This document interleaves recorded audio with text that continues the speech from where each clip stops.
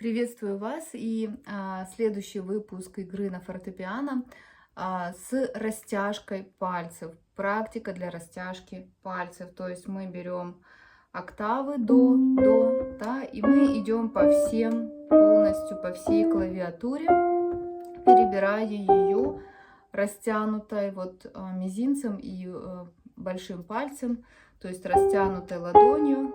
И таким образом с каждым разом мы все растягиваем больше наши пальцы. Например, у меня рука маленькая, и для меня, например, доставать от одной октавы до другой достаточно проблематично. И мне в свое время была очень важна эта практика, поэтому если у вас есть такие потребности, применяйте ее, старайтесь сделать это. Сначала можно делать одной рукой, потом постепенно старайтесь это делать двумя. Например.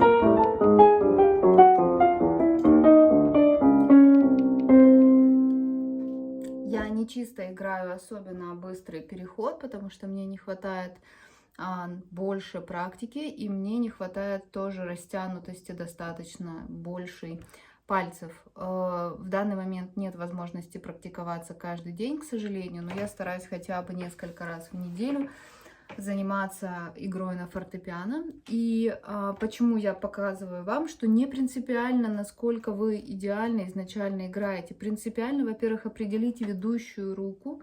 Когда вы играете двумя руками, определите ведущую, это левая либо правая. Если у вас левая отстает, ну скажем так, в развитии, да, либо же левой дается игра сложнее, соответственно, выставляете левую как основную, как ведущую, а правая как догоняет ее, и плюс на правую мы не ориентируемся на ее идеальность, потому что в принципе правая и так может в основном всегда сыграть идеально. Это рекомендация для правшей. Соответственно, для левшей будет, да, обратная рекомендация. Например, главный акцент задает левая, а правая подтягивает, соответственно.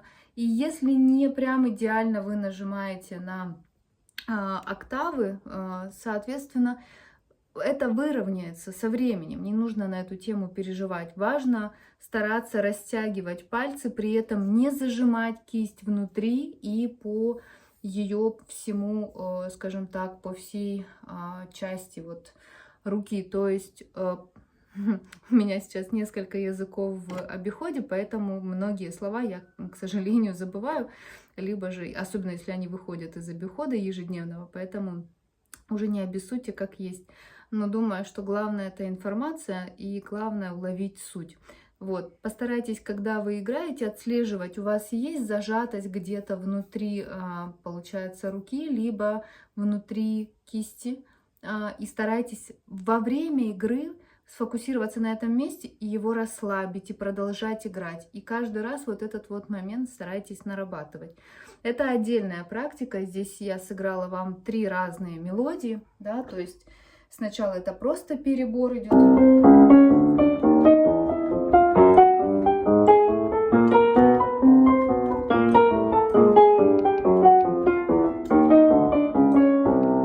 Можно, естественно, и нужно вначале помедленнее.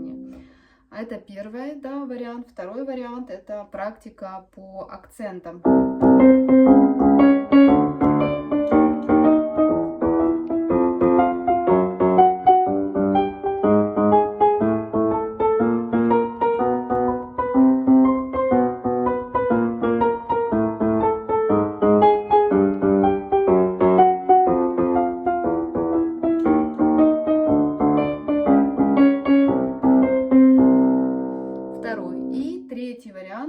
Пока.